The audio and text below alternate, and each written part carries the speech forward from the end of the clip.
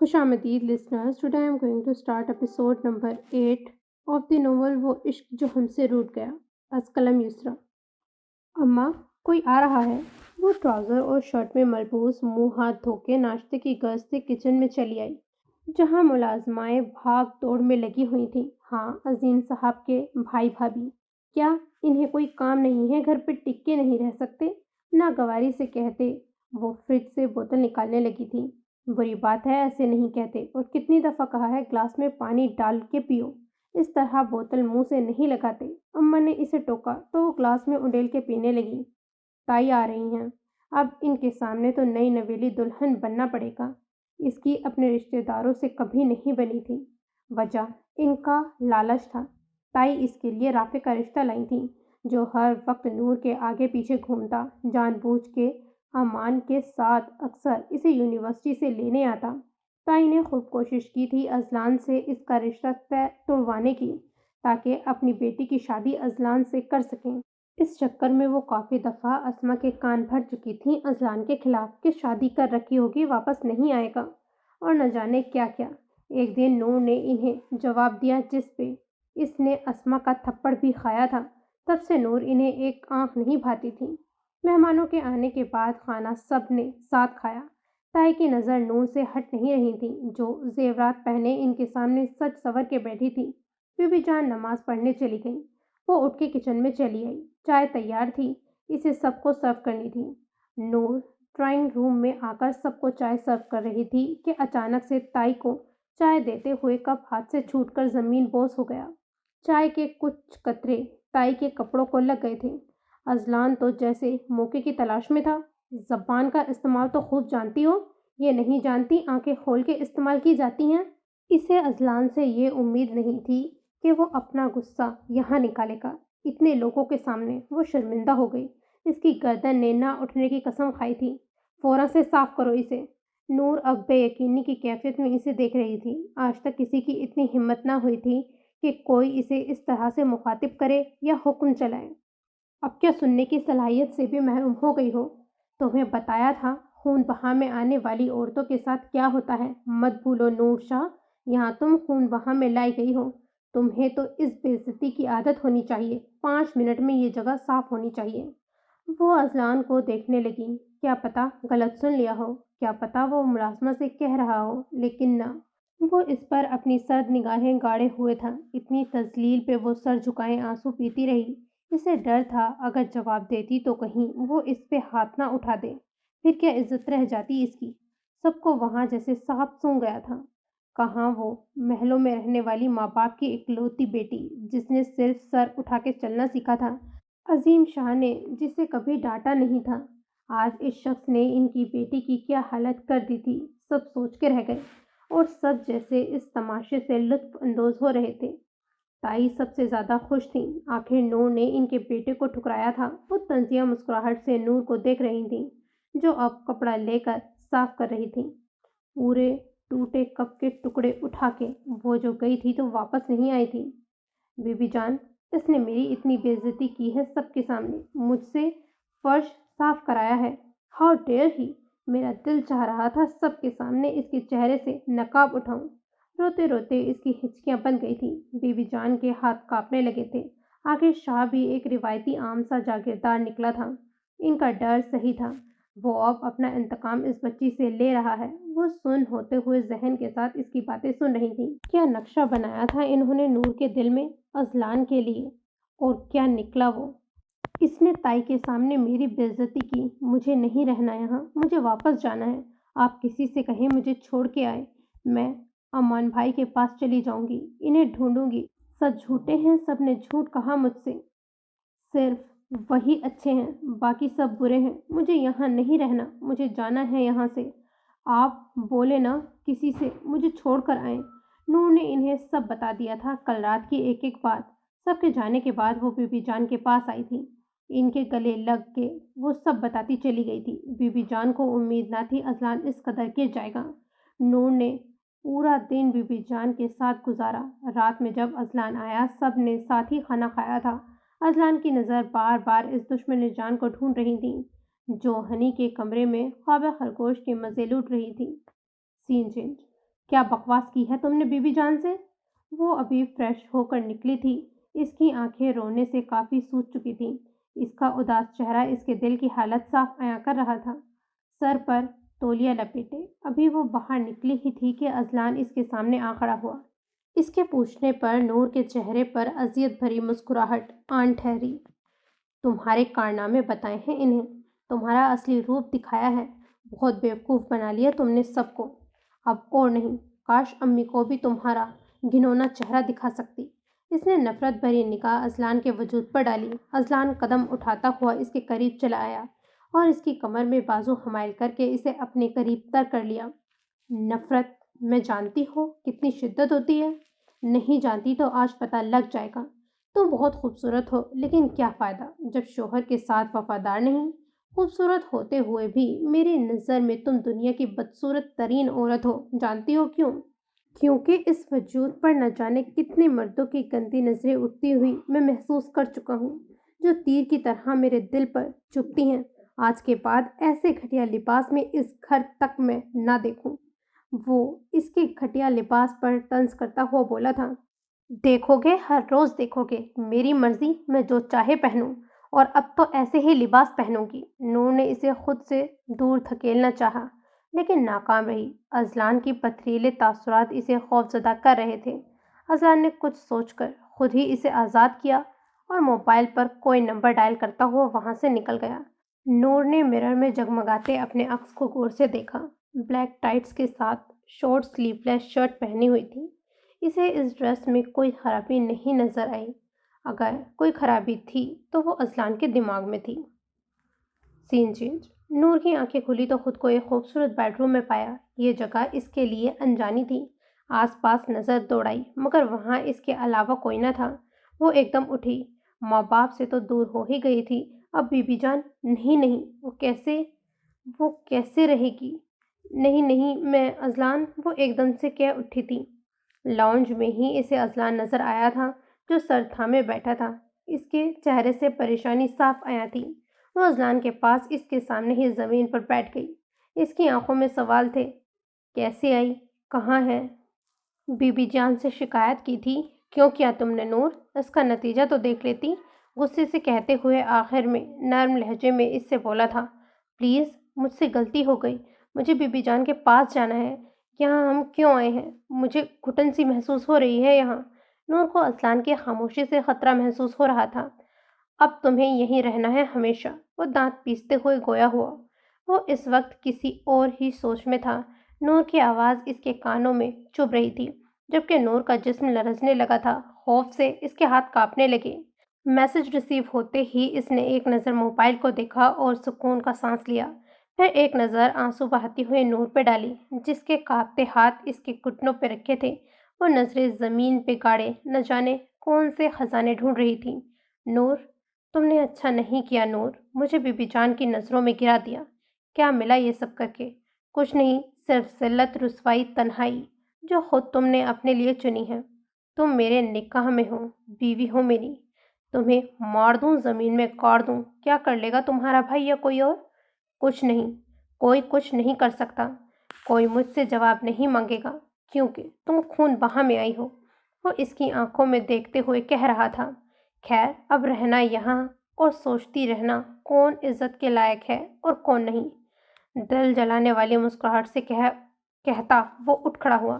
نہیں Azlan, I am sorry, please مجھے معاف کر دیں، کبھی بھی بی بی جان کو کچھ نہیں بتاؤں گی۔ وہ اٹھ کے اس کے سامنے ہاتھ جوڑ کے منت کرنے لگی۔ مجھے تم پہ رحم نہیں آ رہا، جانتی ہو، امان کو بھی نہیں آیا تھا عمر پہ۔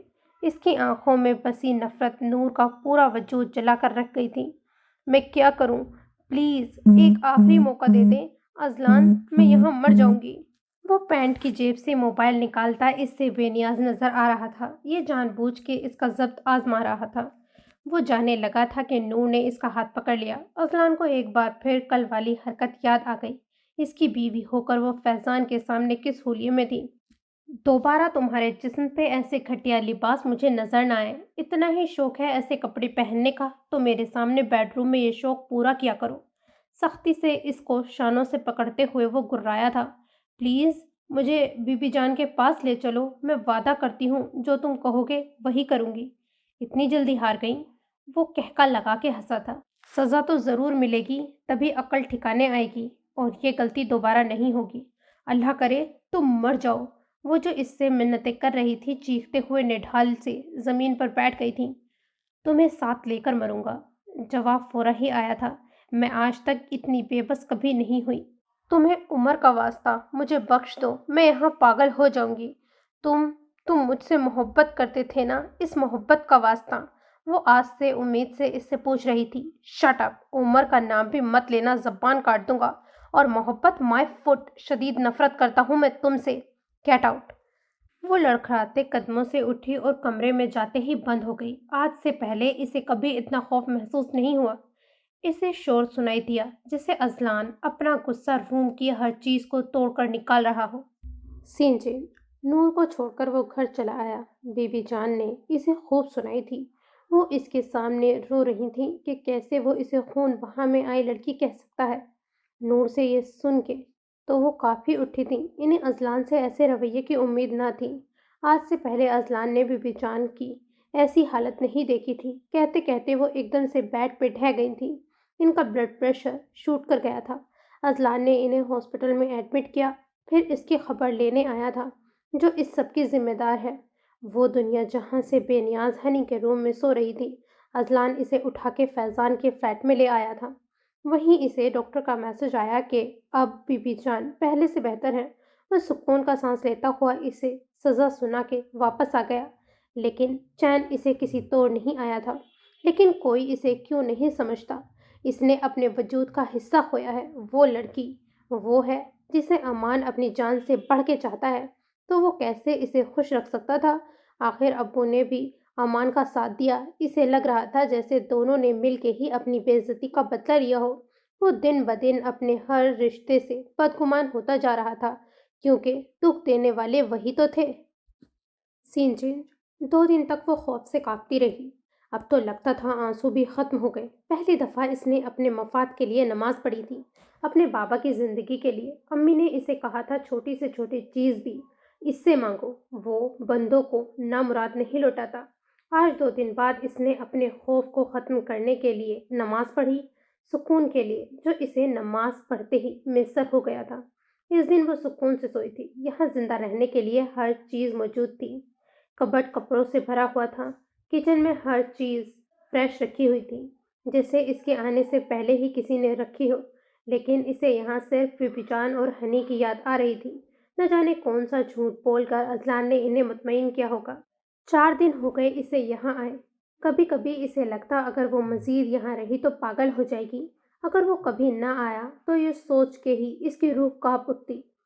آنسو، آہیں، تنہائی، ویرانی اور غم مسلسل۔ ایک ذرا سا عشق ہوا تھا، کیا کیا وراثت میں دے گیا۔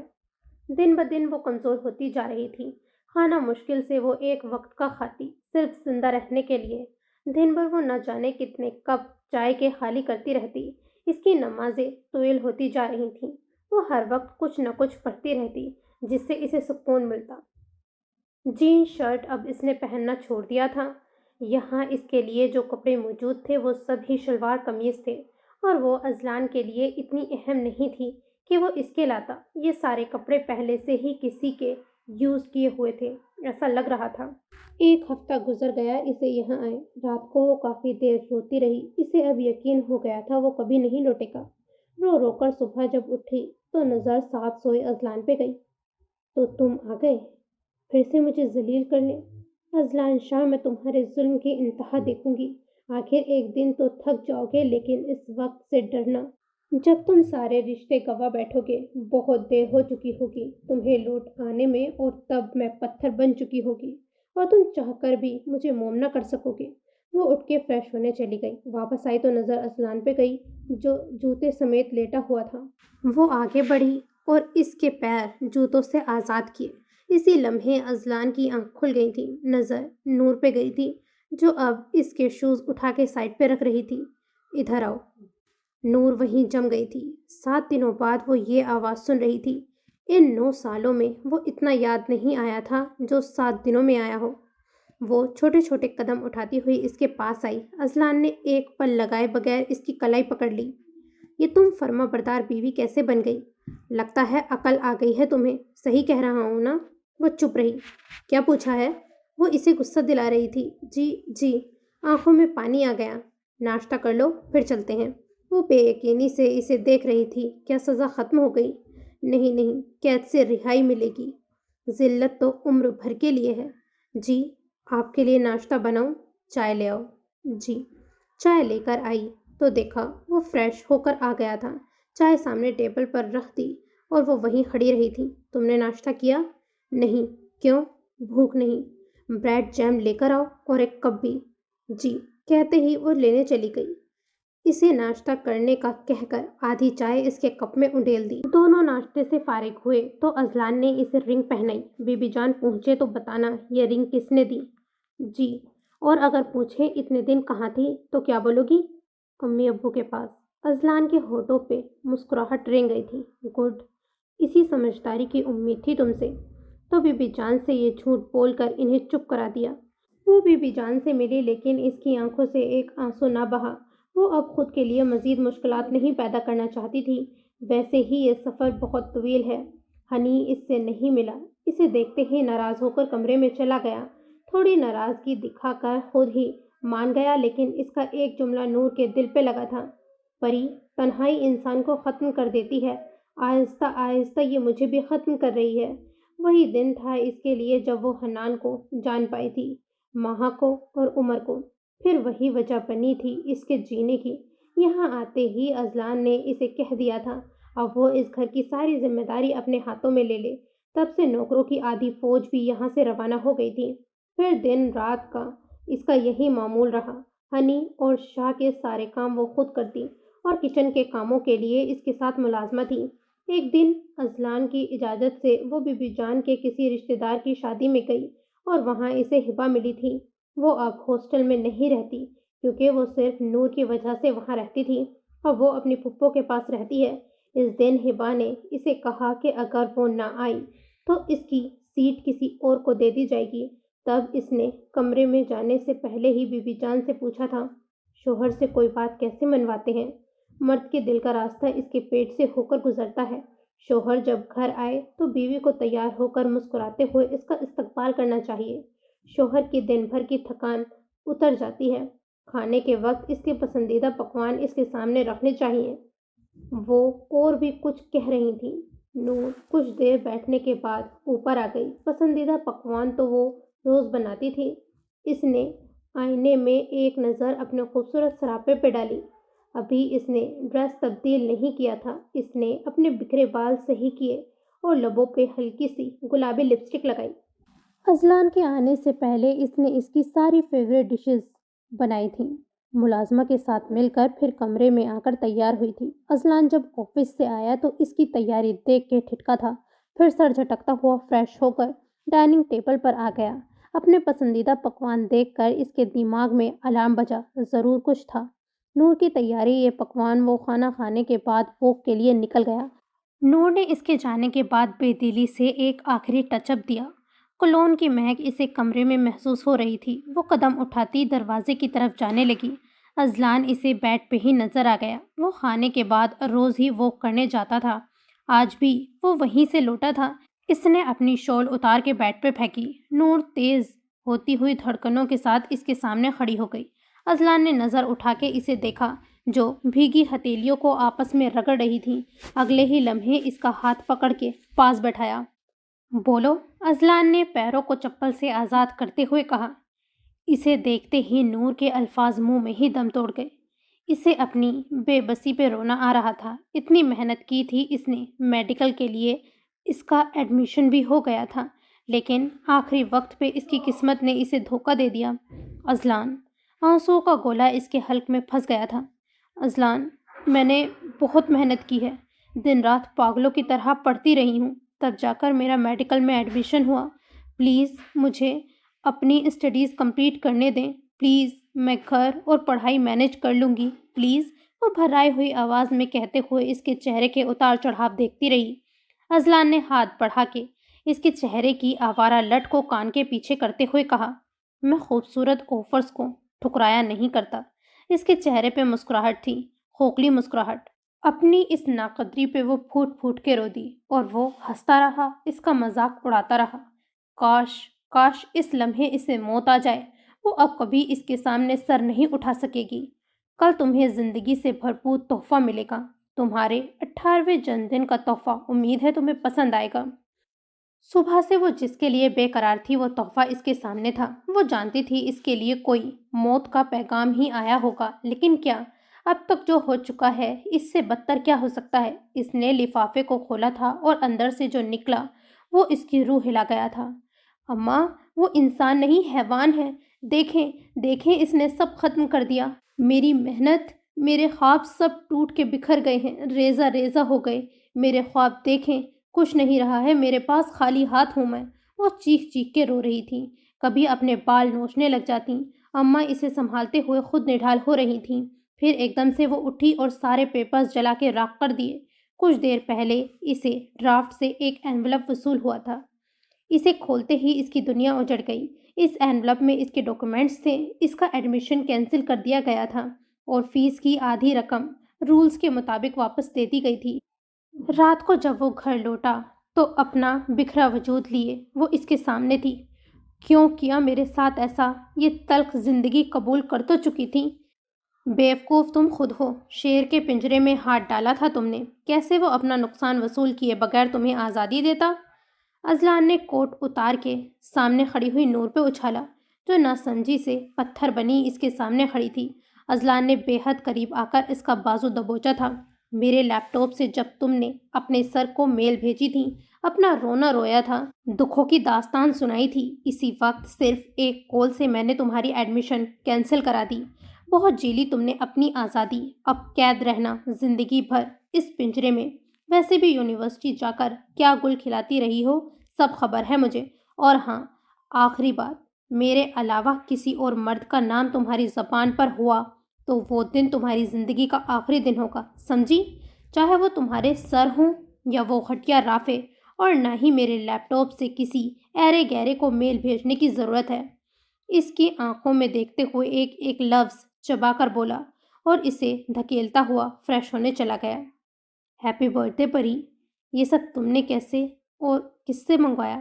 بابا کہتے ہیں جو چاہیے ہو عاصم انکل سے بولوں وہ فوراً سے لا دیں گے۔ تمہیں کیسے پتا کہ میری برتھ ڈے ہے؟ ویسے ہی جیسے آپ کو پتا ہے۔ آج جتنا وہ روئی تھی اتنا ہی ہنی اسے ہنسا رہا تھا۔ دن گزرتے گئے۔ یہ نور شاہ کی قسمت تھی، اذلان آئے دن اسے تذلیل کرتا، چھوٹی چھوٹی بات پہ ہاتھ اٹھانا جیسے اس کی عادت بن چکی تھی، اور انہی گزرتے دنوں میں وہ موم کی گڑیا پتھر بن گئی، جسے اب وہ چاہے جتنی بار سر ٹکرائے لیکن وہ موم نہیں ہوگی۔ سین چینج۔ وہ اندھا دھند سڑک پہ گاڑی دوڑائے جا رہا تھا۔ آج یہ کیسا قیامت سا سما تھا۔ وہ سب ہار بیٹھا، اپنی محبت، غرور، عزت، اور کیا پایا تھا اس نے؟ نفرت۔ ہاں، نفرت۔ ان آنکھوں میں کتنی نفرت تھی اس کے لیے۔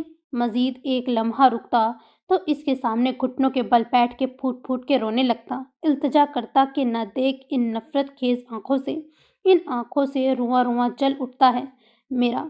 کیسے برداشت کرتی تھی وہ اس کی نفرت؟ کیسے؟ کہاں سے لاتی تھی اتنا حوصلہ؟ ایک دم سے اس نے بریک لگائی۔ آنسوؤں سے تر چہرے کے ساتھ منظر بار بار اس کی آنکھوں کے سامنے دھندلا جاتا۔ ایکسیڈنٹ ہوتے ہوتے وہ بال بال بچا تھا، وہ اب کیسے اس کے سامنے جائے گا؟ وہ تو اس کی معافی کے لائق تک نہیں۔ یا اللہ، کیا ہو گیا ہے مجھ سے؟ اب کبھی اس سے نظریں ملا بھی پاؤں گا یا نہیں؟ اذلان نے آنکھیں صاف کر کے کار اسٹارٹ کر دی۔ گھر کا سوچ کے تو اس کے پسینے چھوٹنے لگتے۔ اب ایک ہی جگہ تھی، وہ فلیٹ جہاں اس نے نور کو رکھا تھا، فیضان کا فلیٹ۔ پریزنٹ۔ سب اس وقت تھکے ہارے گھر لوٹے تھے۔ عنایہ احمد کو لے کر سونے چلی گئی، جو نیند میں بمشکل چل رہا تھا، اور مرد سب وہیں لاؤنج میں رکھے صوفوں پر بیٹھ گئے تھے۔ آج سونے کا موڈ نہیں ہے، میری سالوں کی دلی مراد پوری ہوئی ہے، آج تو محفل جمے گی۔ آج فیضان خوشگوار موڈ میں تھا۔ عائشہ، چائے بنا دو سب کے لیے، فیضان نے کمرے میں جاتی ہوئی عائشہ سے کہا۔ جی، کہتے ہی عائشہ کچن میں چلی گئی تھی۔ نور بھی اس کے پیچھے ہی جانے لگی کہ عمر اسے پکار بیٹھا تھا۔ مما، جا نماز کہاں ہے؟ اس وقت کون سی نماز؟ نور اسے ایسے دیکھنے لگی جیسے پوچھ رہی ہو دماغ ٹھکانے پر ہے تمہارا؟ نماز تو اس کی تینوں بیٹے وقت کی پابندی کے ساتھ پڑھتے تھے۔ اذان ایک ایک کو گھسیٹ کے لے جاتا۔ اب بھی اسے پتا تھا تینوں نے پڑھی ہوگی۔ شکرانے کے نفل پڑھوں گا، بلا فائنلی نیچے شفٹ ہو گئی ہے۔ میر کے مکے سے وہ کررا اٹھا تھا۔ بھائی آپ کے ساتھ بیٹھنا ڈینجرس ہے۔ ہائے مر گیا، پورے پہلوان ہیں آپ، عمر اپنا بازو سہلاتا ہوا کہنے لگا۔ نور کچن میں چلی آئی تھی، جبکہ حیا جو ویسے ہی شاہزر کی نظروں سے پزل ہو رہی تھی غصہ پی کے رہ گئی تھی۔ تمہیں نہ شفٹ کر دوں کوارٹرز میں؟ میر کی بات پہ وہ خاموش ہو گیا تھا۔ اتنے ہی تنگ ہو تو بتا دیتے، آج ہی رخصتی بھی ہو جاتی، میں تو تیار تھا۔ حیا جو بھاری شرارے کے ساتھ بامشکل چل پا رہی تھی، اپنا سر جھکا گئی تھی، شرم سے اس کا برا حال ہو رہا تھا۔ وہ ہیلز کے ساتھ تیز تیز چلنے کی کوشش کر رہی تھی۔ شانی جو اس کا شرارہ سنبھال رہی تھی اچانک حیا کے تیز چلنے سے حیران ہو گئی، پھر اس کا سرخ چہرہ دیکھ سمجھ گئی تھی۔ شاہزر نے اس کی تیز چلتی ہوئی رفتار کو دیکھ کر بمشکل اپنا کہکا روکا تھا۔ برخوردار، جب تک تمہاری عقل ٹھکانے نہیں آ جاتی رخصتی کا سوچنا بھی مت۔ آج نوکری ہے، کل نہیں ہوئی پھر یہ رسک میں نہیں لے سکتا، اسی لیے عقل سے کام لو اور فیملی بزنس جوائن کر لو، فیضان نے سنجیدگی سے کہا۔ یہ وہاں بیٹھے سب نقوش کی ہی خواہش تھی۔ شاہزر کان بند کرتے ہوئے بس سر ہاں میں ہلاتا رہا۔ فیملی بزنس جوائن کرنے کا اس کا کوئی ارادہ نہ تھا۔ کر لے گا، جلدی کیا ہے؟ اگر وہ خود سے محنت کر کے ترقی کرنا چاہتا ہے تو بھلا اس میں کیا برائی ہے؟ عائشہ نے ٹرے ٹیبل پہ رکھتے ہوئے کہا، بھائی اپنا فیملی بزنس ہے تو بھلا دوسروں کی جی حضوری کرنے کا فائدہ؟ اس سے اچھا ہے باپ کی جی حضوری کرے، آخرت بھی سنور جائے گی۔ فیضان نے چائے کا سپ لیتے ہوئے کہا۔ عائشہ کمرے میں جا چکی تھی۔ وہ سنوار لوں گا، شاہزر کوفت سے بڑبڑایا تھا۔ چھوڑو یار فیضان، تم بھی پیچھے ہی پڑ گئے ہو، جب دل چاہے گا جوائن کر لے گا۔ باقی سب بھی اکتا گئے تھے اس فضول سی بحث سے۔ میر نے شاہزر کو دیکھا تھا جس کے چہرے سے آج مسکراہٹ جا ہی نہیں رہی تھی۔ سین چینج، تم اس وقت یہاں؟ فیضان نے آئی برو اچکا کے پوچھا تھا۔ اس وقت رات کے 4 بج رہے تھے۔ اس کے سر میں شدید درد تھا۔ وہ ٹیبلٹ لے کر سویا تھا، لیکن مسلسل بیل کی آواز سے اس کا غصہ 7ویں آسمان پہ پہنچ گیا تھا۔ اذلان اسے نظر انداز کرتا ہوا دوسرے کمرے میں آ گیا جہاں نور ٹھہری تھی۔ اذلان کیا ہوا ہے؟ آنکھیں سرخ کیوں ہیں؟ روئے تھے تم؟ وہ پریشان سا اس سے پوچھ رہا تھا۔ بتاؤ، عمر سے ملنے گئے تھے؟ وہ چپ رہا تھا۔ بتا رہے ہو یا بی بی جان کو کال کروں؟ فیضان، میں نے اپنے ہاتھوں سے سب ختم کر دیا، بہت تکلیف پہنچائی ہے میں نے اسے۔ غصہ آتا تھا جب وہ مجھے آگے سے جواب دیتی تھی۔ میں نے اس کے ساتھ بہت غلط کیا۔ وہ بہت معصوم ہے، میرے ہر ظلم کو برداشت کرتی رہی، میرے سامنے آنسو بہانے سے بھی ڈرتی رہی تھی۔ ہر وقت اس کی آنکھوں میں خوف ہوتا تھا میرے لیے۔ اب جب میں محبت کے لیے ترس رہا ہوں، وہ نفرت کرنے لگی ہے مجھ سے۔ وہ بھرائی ہوئی آواز میں کہتے ہوئے رو پڑا۔ میں ظالم ہوں، ظالم ہوں، یہی ہاتھ اٹھتے تھے اس پر۔ اذلان نے جھکا سر اٹھایا اور اپنے ہاتھوں کو دیکھ کر کہنے لگا۔ پھر اچانک ہی اس نے دونوں ہاتھ زور سے شیشے کی ٹیبل پر مار دیے تھے۔ فیضان بوکھلایا تھا اور تیر کی تیزی سے اس کی جانب بڑھا تھا، جو اب بھی اپنے ہاتھوں کو ٹیبل پر مار رہا تھا۔ چھوڑو، پاگل ہو گئے ہو تم؟ اپنا نہیں تو اپنے بچوں کا ہی خیال کرو۔ مرنے کا اتنا ہی شوق ہے تو ان کے سامنے مرو، تاکہ وہ بھی دیکھ سکیں کہ ان کا باپ انہیں یتیم کر کے چھوڑ گیا۔ فیضان نے اسے بیٹھاتے ہوئے بہتا ہوا خون صاف کیا۔ کون ہے وہ؟ اب وہ اس کے زخم کی پٹی کر رہا تھا۔ نور۔ 100 وولٹ کا کرنٹ لگا تھا فیضان کو۔ نور اس کی پسند تھی، یہ بات وہ اذلان کے کالج کے زمانے سے جانتا تھا۔ سچ کیا ہے؟ اذلان دھیرے دھیرے اسے سب بتاتا چلا گیا۔ اس دوران اپنے کیے گئے ظلم کی داستان سناتے وقت اس کے چہرے پر کربناک اذیت تھی، دل ندامت کے بوجھ تلے رو رہا تھا۔ فیضان کا دل چاہا تھا گولیاں اس کی الٹی کھوپڑی میں بوند دے، جس نے اس سے سوائے جھوٹ کے کچھ نہیں بولا۔ بقول اذلان کے عظیم شاہ کی طبیعت خرابی کی وجہ سے ان کا نکاح ہوا تھا۔ اب کیسا فیل کر رہے ہو بدلے کے بعد؟ فیضان نے ایک ایک لفظ چبا کے کہا تھا۔ اذلان شرمندہ سا وارڈروب سے شرٹ اٹھا کے واش روم میں گھس گیا۔ کافی دیر بعد وہ فریش سا فیضان کے سامنے بیٹھا تھا۔ اول نمبر کے جھوٹے ہو تم، اور مجھے بھی دیکھو بیچاری اتنی ڈری سہمی رہتی تھی۔ عائشہ نے بھی مجھ سے کہا تھا، لیکن میں ہر بار اس سوچ کو جھٹک دیتا۔ فیضان کا غصہ کسی طور کم نہیں ہو رہا تھا۔ اذلان جو کچھ دیر اس سوچ کو جھٹک کے بیٹھا تھا، اب پھر سے وہ نفرت بھری آنکھیں یاد آ گئی تھیں۔ کافی دیر بعد اسے احساس ہوا کہ فیضان اسی کو دیکھ رہا ہے۔ تم یہاں کر کیا رہے ہو؟ اذلان نے فیضان سے پوچھا تھا، جو اس سوال پر سر تھام کے بیٹھ گیا۔ یار، کانٹریکٹ چلا گیا، تمہاری کمپنی کا وہ پیسے واپس مانگ رہے ہیں تو دے دو، ویسے بھی کون سا نقصان بتا رہے ہو، میں تو سب کچھ ہی گنوا بیٹھا ہوں۔ پیسوں کی بات نہیں، وہ تو لوٹا دیے ہیں، تمہارے ڈیزائنز انہی کے پاس ہیں، چھوڑو، مجھے فرق نہیں پڑتا۔ اذلان نے اپنی آنکھیں مسلی تھیں جن میں شدید جلن ہو رہی تھی۔ اذلان، ہم لاہور شفٹ ہو جائیں، میں روز روز یہاں نہیں آ سکتا۔ ہم وہاں بزنس اسٹارٹ کر لیں گے، اسی نام سے اتنا خاص فرق نہیں پڑے گا۔ بہت مشکل ہے ہر ہفتے یہاں آنا، اوپر سے بچے ہوئے دن عائشہ کو منانے میں لگ جاتے ہیں، اور اس حالت میں عائشہ کو میری ضرورت ہے۔ اب میں 1 ماہ تک چکر نہیں لگا پاؤں گا، تم ہینڈل کر لینا، لیکن کل میں آفس آ جاؤں؟ تم صحیح کہہ رہے ہو، مجھے بھی اس شہر سے وحشت سی ہونے لگی ہے۔ ہم جلد از جلد وائنڈ اپ کر کے لاہور شفٹ ہو جائیں گے، باقی میں سنبھال لوں گا، تم بس کل چلے جانا۔ میری ہمت نہیں ہے، کل مجھے اہم کام نمٹانے ہیں، اور پلیز اب میں اکیلا رہنا چاہتا ہوں۔ سین چینج۔ وہ گہری نیند سو رہی تھی جب کسی کے مسلسل بولنے کی آواز سے اٹھ بیٹھی۔ سامنے LCD چل رہی تھی اور شاہزر بیٹھا مزے سے دیکھ رہا تھا۔ حیا کو اٹھتے دیکھ کر لبوں کو مسکراہٹ چھو گئی تھی۔ کتنا سوتی ہو؟ کب سے اٹھا رہا ہوں یار۔ حیا حیرانگی سے اسے دیکھ رہی تھی جسے کوئی پرواہ نہیں تھی۔ آپ اتنی رات کو یہاں؟ اگر کوئی آ گیا تو؟ حیا جھٹکے سے کھڑی ہو گئی۔ اسے ڈر تھا کوئی آ نہ جائے۔ میرے آنے سے پرابلم ہے یا کسی کے دیکھنے سے؟ کہتے ساتھ وہ اٹھ کے جیب میں ہاتھ ڈالے حیا کی طرف بڑھا تھا۔ کوئی آ گیا تو کیا سوچے گا؟ جیسے جیسے شاہزر کے قدم اس کی طرف بڑھ رہے تھے، اس کے دل کی دھڑکنیں مزید تیز ہونے لگیں۔ کیا سوچے گا؟ میں اپنی بیوی سے مل نہیں سکتا؟ آپ کیوں آئے ہیں؟ اب تو میں نے کچھ نہیں کیا۔ اس کی حالت غیر ہونے لگی۔ وہ بالکل اس کے قریب تھا، شاہزر کی گرم سانسیں وہ اپنے چہرے پہ محسوس کر رہی تھی۔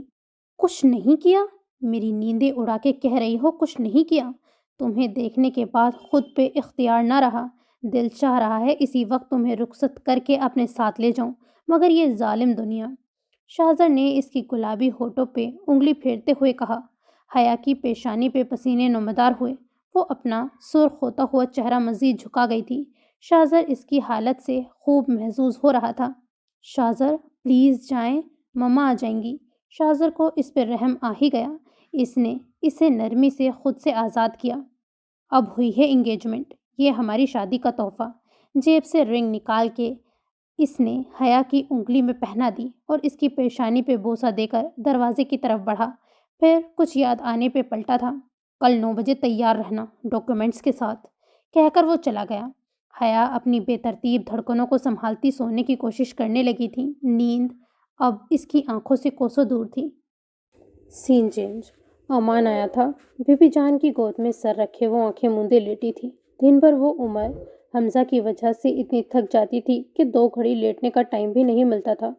پوری رات دونوں بار بار اسے نیند سے جگاتے تھے۔ اب جب وہ اماں کے پاس ہے تو نور بھی بی بی جان کے پاس آ گئی لاڈ اٹھوانے۔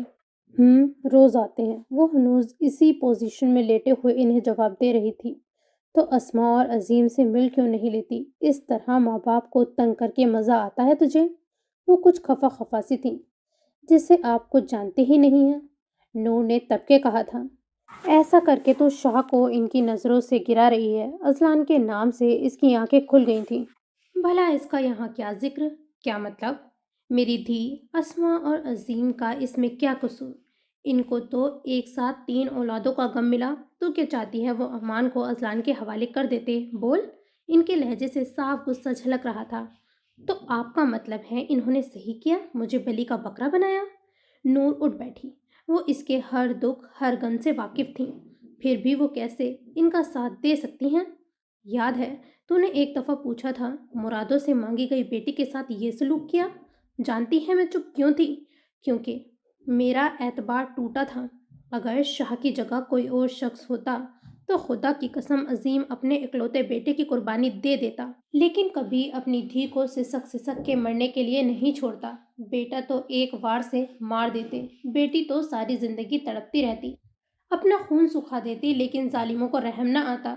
آج بھی عظیم اور اسما یہی سوچ رہے ہوں گے کہ تو اپنی زندگی میں خوش ہے، بس نہ ملنے پر دل اداس ہوگا، لیکن مطمئن ہوں گے کہ ان کا فیصلہ صحیح تھا۔ وہ سچ کہہ رہی تھیں، امی نے اسے لا علم نہیں رکھا تھا، انہیں اپنے بیٹے پہ یقین تھا، مان تھا، اور وہ سمجھ رہی تھی انہوں نے اسے دھوکہ دے کر بھیجا ہے، تبھی بابا اس سے نہیں ملے۔ وہ دونوں اب تک اذلان سے امید لگائے بیٹھے ہوں گے۔ میری ایک بات یاد رکھنا، جو راز تیرے دل سے نکلا، امید نہ رکھنا دوسرے اسے راز رہنے دیں گے۔ شاہ کا رویہ عظیم اور اسما کو بتائے گی تو ساری زندگی وہ ان سے نظریں نہیں ملا پائے گا، لیکن اسے اپنے دل میں رکھے گی تو شاہ ساری زندگی تیرا احسان مند رہے گا۔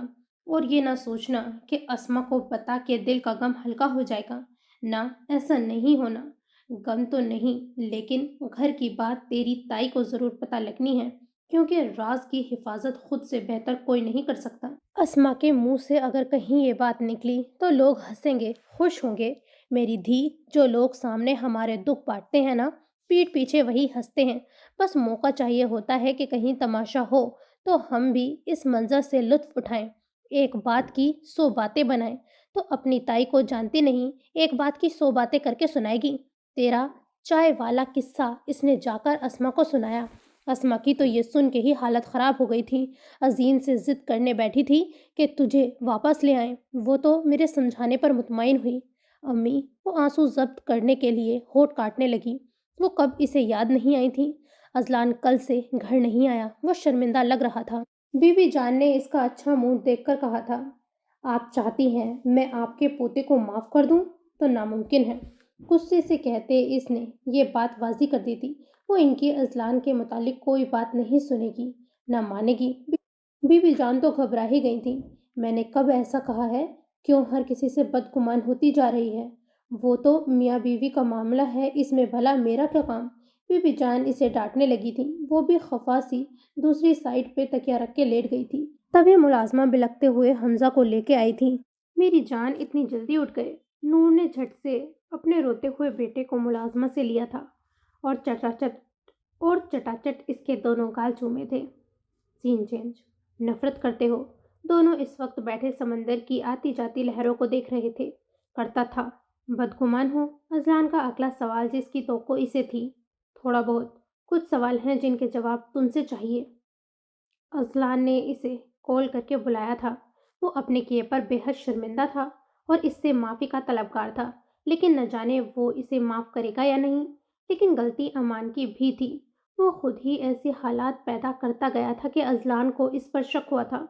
تمہارا رویہ، تمہاری باتیں مجھ سے چیخ چیخ کے کہتی تھیں کہ تم ہی قاتل ہو۔ کیوں اتنی نفرت کرتے تھے؟ میری دوستی کو جھٹلاتے تھے۔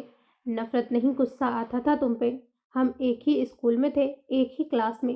جب تمہاری فرسٹ پوزیشن آتی اور میری تھرڈ، تو ہمیشہ مجھے ڈانٹ پڑتی۔ جس طرح ہاتھ کی 5 انگلیاں برابر نہیں، اسی طرح ایک ماں کے 5 بچے بھی برابر نہیں ہو سکتے۔ مجھے تو یہ بات سمجھ آتی تھی، لیکن ابو امی کو نہیں۔ مجھے اس وقت صرف غصہ آتا کہ تھرڈ تو آیا ہوں، پوزیشن لی تو ہے نا۔ جانتے ہو اذلان، اگر میں فرسٹ بھی آتا تب بھی امی ابو کا کہنا ہوتا تھا 82% کیوں لیے ہیں؟ دوسرے سیکشن میں تو 89 والا فرسٹ ہے۔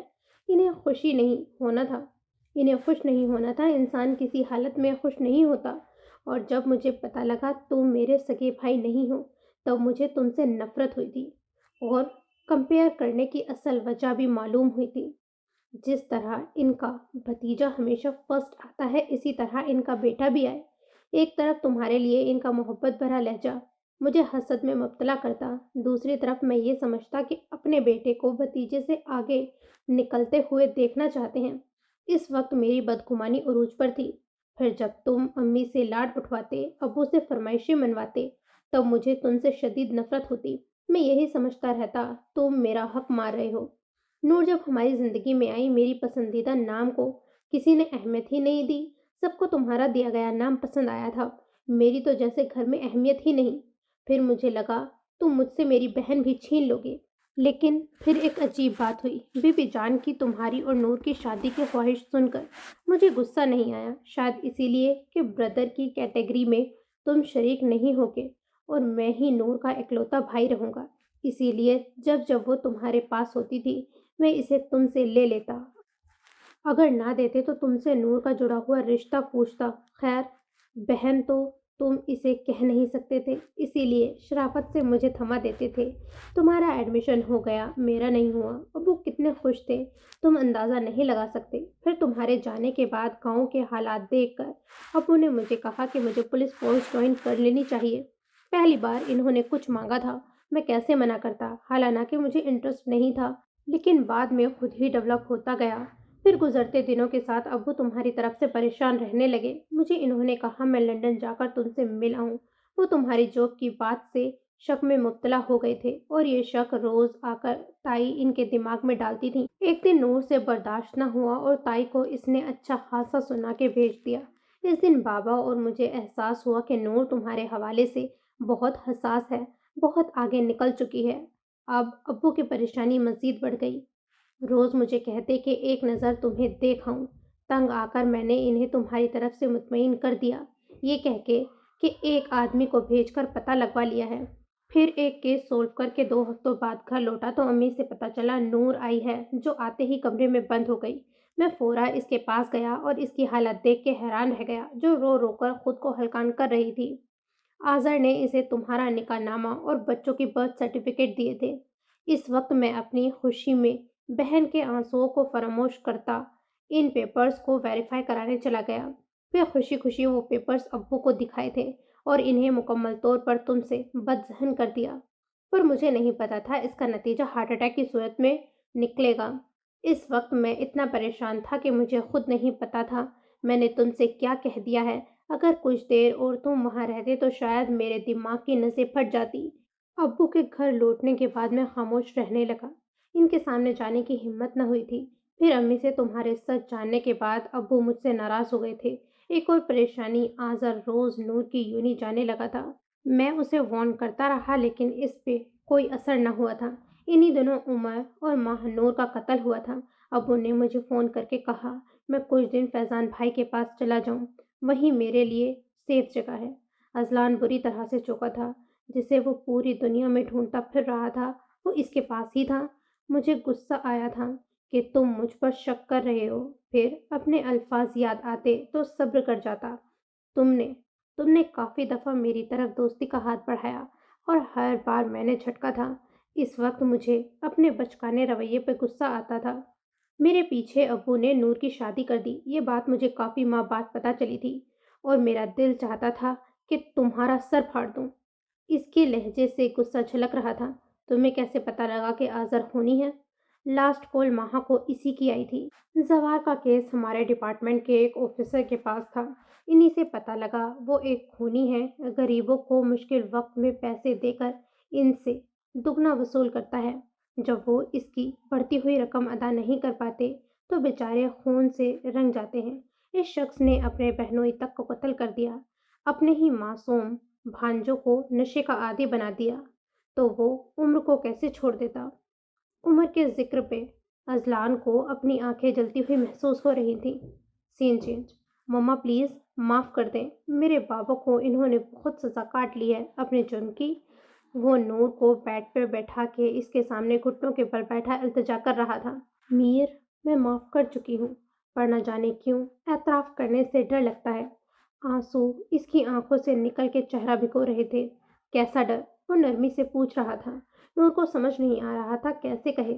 ساری زندگی اذلان اس سے معافی مانگتا رہا ہے، پھر وہ محبت کا دعویٰ کیسے کرتا ہے؟ اسے تو بس معافی چاہیے، اور معاف کرنے کے بعد اگر وہ اس سے لاپرواہ ہو گیا تو؟ میری طرف دیکھیں، کوئی ڈر نہیں ہے۔ آپ آج تک یہ بات جان نہیں پائی ہیں آپ ان کی زندگی میں کتنی اہمیت رکھتی ہیں۔ ڈر آپ کو اس بات کا ہے کہ وہ بدل جائیں گے؟ وہ پوچھ رہا تھا۔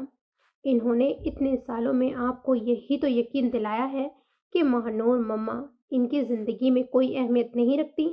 آپ آج تک غلط فہمی میں جی رہی ہیں کہ انہیں صرف گلٹ ہے، یہ سچ نہیں۔ کبھی ان کی آنکھیں پڑھیں گی تو فخر کریں گی اپنی محبت پہ، خود پہ۔ وہ نرمی سے اسے سمجھا رہا تھا۔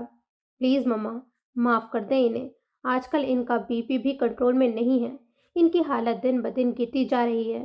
باہر سے جتنے وہ تندرست دکھتے ہیں نا، اندر ہی اندر کمزور ہوتے جا رہے ہیں۔ ایک دن آپ کے کہنے پہ میں نے کسی کا دل ٹوٹنے سے روکا تھا، آج آپ کی باری ہے۔ اس دن میں نے آپ کی مانی تھی، آج آپ کو میری ماننی پڑے گی۔ نور نے بھرپور مسکراہٹ کے ساتھ سر ازبات میں ہلایا تھا۔ یہی دیکھ لے، آج تک وہ آپ کے لیے بالوں کو کلر کرتے ہیں کہ کہیں آپ کے سامنے بوڑھے نہ لگیں۔ وہ روتے ہوئے ہنسی تھی اور اس کو زور سے مکہ جڑا تھا۔ سین چینج۔ جہاں قتل ہوا تم آس پاس تھے؟ اذلان اس پہ شک نہیں کر رہا تھا، وہ بس وضاحت چاہتا تھا۔ میرا دل چاہتا ہے نکمے آفیسرز کو لات مار کے نکال دوں۔ موبائل لوکیشن ٹریس کر لی، ٹائم ان کا باپ دیکھے گا۔ وہ افسوس کرتا ہوا بولا تھا۔ میں قتل کے بعد پہنچا تھا اس علاقے میں اور میں نے ہی انہیں اطلاع دی تھی۔ ایک آدمی سے فون لے کر میرا نمبر بند ہو گیا تھا۔ قتل 5 کے قریب ہوا تھا، میں 7 بجے پہنچا تھا۔ امان اپنی صفائی پیش کرتا ہوا کہنے لگا، تمہاری چین؟ شک کر رہے ہو؟ امان نے آئی برو اچکائی تھی۔ میرے باپ کی بھی توبہ، اذلان نے دونوں کانوں کو ہاتھ لگاتے کہا تھا۔ یہ کیا ہوا؟ امان کی نظریں اس کی پٹی زدہ ہاتھ پہ پڑی تھی۔ کچھ نہیں، بس ایسے ہی، تم بتاؤ۔ تبھی ٹیکسی میں آئے ہو؟ وہ مسکراہٹ دباتا ہوا پوچھ رہا تھا۔ پھر اس کے گھوری پہ کہنے لگا، آذر جب نور سے اظہار محبت کر رہا تھا اسی وقت ہماری ہاتھاپائی ہوئی تھی، تب وہ چین بھی غائب ہے، تب سے وہ چین بھی غائب ہے۔ اذلان کے ماتھے کی نسیں پھٹنے لگی تھیں۔ تم کہاں تھے جب وہ اظہار محبت کر رہا تھا؟ سالے کے دانت توڑ دیتے، پولیس والے ہو کر بہن کی حفاظت نہیں کر سکتے؟ بس نہیں چلتا اذلان کا کہ وہ آذر کی ہڈیاں ہی توڑ دے۔ اور تم نے کون سی کی؟ آخری وقت میں آ گئے ہو ہیرو بننے۔ امان نے بھی اسی کے لہجے میں اسے باور کرایا تھا۔ تو اس کا بدلہ بھی لیا تھا؟ آدھی ادھوری خبر تو پہنچی نہیں ہوگی تم تک؟ اذلان نے اسے گھورتے ہوئے کہا۔ اسی واقعے کے بعد تو بدگمانی کے بادل ہٹے ہیں۔ مجھے اندازہ ہوا تھا کہ نور صحیح ہاتھوں میں گئی ہے۔ اذلان کو لگا کسی نے اس کے منہ پہ تھپڑ مارا ہے۔ اگر اسے میرا نور کے ساتھ رویہ پتہ لگ جائے تو فورا اندر کر دیتا الزامات لگا کے۔ اذلان سوچ کے ہی رہ گیا تھا۔ نور کے ذکر سے اس کے دل کی دھڑکن تیز ہوئی تھی۔ تم نے ان کے ساتھ کیا کیا اذلان؟ وہی جو ریپسٹ کے ساتھ کرنا چاہیے۔ سر، میم کے بارے میں کچھ بتانا ہے۔ بولو۔ سر، جس دن عظیم صاحب آئے تھے اس سے ایک دن پہلے میم سے کوئی ملنے آیا تھا۔ کون؟ اذلان نے مٹھیاں بھیج لی تھی۔ اسے خیال رافع کا آیا تھا۔ وہ اندر کیسے آیا؟ سر، ہمیں بتایا گیا تھا کہ گھر سے سامان منگوایا گیا ہے۔ شٹ اپ، اب بتا رہے ہو مجھے؟ اذلان فیضان کے فلیٹ میں چلا آیا۔ وہاں سے فریش ہو کر وہ عمر کی قبر پر گیا تھا۔ کچھ دیر اس کے پاس بیٹھ کے گھر آ گیا۔ وہ اسے دیکھنا نہیں چاہتا تھا لیکن وہ خود اس کے سامنے چلی آئی تھی، اس کی درندگی کا نشانہ بننے۔ امان خوش تھا، نور صحیح ہاتھوں میں گئی ہے، جبکہ اذلان کے ذہن میں اس واقعے سے پسینے چھوٹنے لگے۔ گولی میں نے نہیں چلوائی تھی، اذلان نے بات بدلی۔ جانتا ہوں۔ اذلان سوالیہ نظروں سے اسے دیکھنے لگا۔ آذر نے چلوائی تھی، فکر نہ کرو، بعد میں بابا کو بتا دیا تھا۔ مجھے اس سے ملنا ہے۔ ابھی نہیں، تمہارا ہاتھ ٹھیک ہو جائے اس کے بعد۔ امان نے شیطانی مسکراہٹ اذلان کی طرف اچھالی۔ وہ سمجھ کے مسکرایا تھا۔ So this is the end of this episode. Don't forget to like, subscribe and comment.